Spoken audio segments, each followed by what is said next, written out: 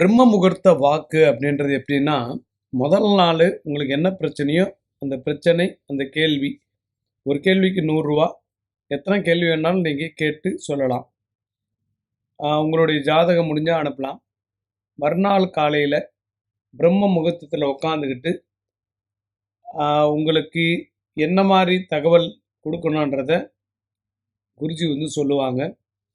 10, 11 மணிக்கு கூப்பிட்டு உங்களுக்கு இன்ஃபார்ம் பண்ணுவாங்க. அப்படி இல்லாட்டி வாட்ஸ்அப்பில் பேசி அனுப்புவாங்க. நீங்கள் கேட்ட கேள்விக்கு உண்டான பதில் அதில் மூலம் கிடைப்பதற்கு வாய்ப்பு உண்டு.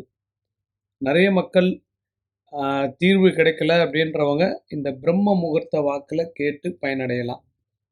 நேரில் சந்திக்க வாய்ப்பில்லை. ஒன்லி கேள்வி கேட்கலாம். கேள்விக்கு உண்டான பதில் ஒரு நாள் டைம் எடுத்து மறுநாள் வந்து பூஜையில் உட்காந்துக்கிட்டு பிரம்ம முகூர்த்த டைமில் உட்காந்து உங்களுக்கு வாக்கு சொல்லுவாங்க.